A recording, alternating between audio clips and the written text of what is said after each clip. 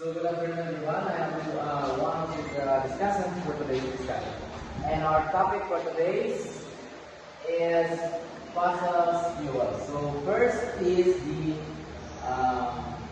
how are fossil fuels formed? So paano na-form yung mga fossils?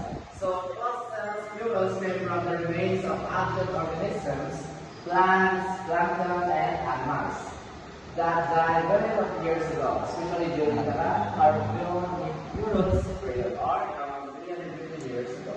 So here's how the process works. So now, can you please read the number one?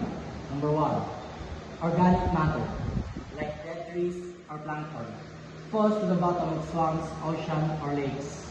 Number 2, it gets buried by sediment or the mud, sand, etc. Number 3, over billions of years, the pressure from the layers above and heat from the Earth's crust compress this matter. And third, this process turns it into first coal from land plants, oil from plankton in the ocean, third, natural gas from deeper, hotter conditions. Thank you. So first is the organic matter, like the trees, plankton, or plankton. So falls to the bottom of swamps, oceans, or lakes. So, ito yung siya yung fossils na galing sa organic the trees and plankton na nagiging organic matter.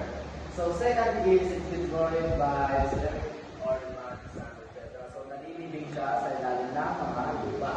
And then over million years of emissions from the layers of heat from the Earth's crust enters this matter. So yun na isang way para maging fossil siya. And then lastly, this process turns into coal from plants. So yung mga like dead trees and something nagiging ano siya, coal.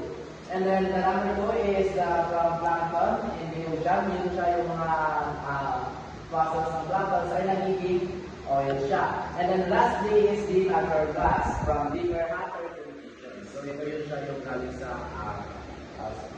lalim na lupa.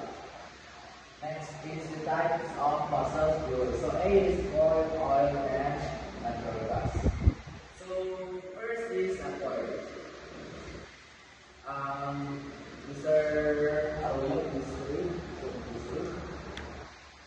Appearance black of brownish black rocks. Types of lignite, softest, bituminous,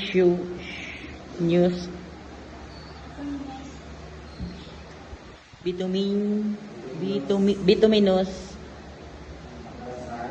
anthracite, hardest, most energy rich. So main use power plants to generate electricity. Disadvantage high carbon dioxide emission and air pollutants. Okay, so first is the coal. So what yung appearance ng coal is black or brownish or black rock. And then ang type nito is lignite. Ang lignite is yung Bituminous. That's then bituminous. Anthracite is yung hardest or yung most energy rich. And then the main use ng coal is to power plants to generate electricity. For example natin dito is yung train na coal ang ginagamit yung tawag. Basta yung train na coal ang gamit. And then lastly, ang disadvantage nito is the highest carbon dioxide emissions and air pollution. Siyempre, coal yung gamit natin. So, yung usap niya is nag-cause ng air pollution. And then the next topic will be presented by the next speaker. Okay, so next topic will be the diamond. So, this one is the oil or petroleum. Then Mr. Lam will speak this one. B. Oil. Form. Liquid drop in underground reservoirs. Extraction. Drilled and pumped out. Refined into gasoline, diesel, etc. Uses. Fuel for vehicles, heating, making plastics, asphalt. Disadvantage. Oil spills, damage, marine life, and ecosystem.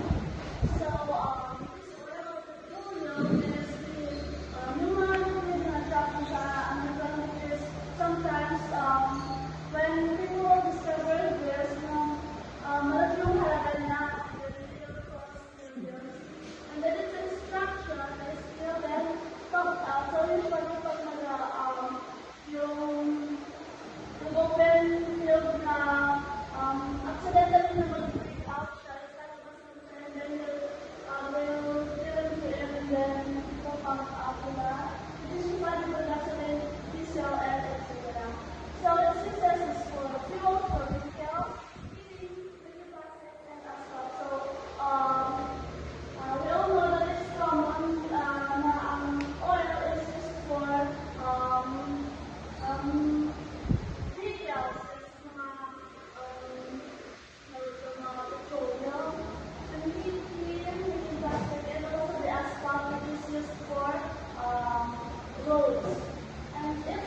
disadvantage is oil spills damage to the marine ecosystem. So, kasi more on,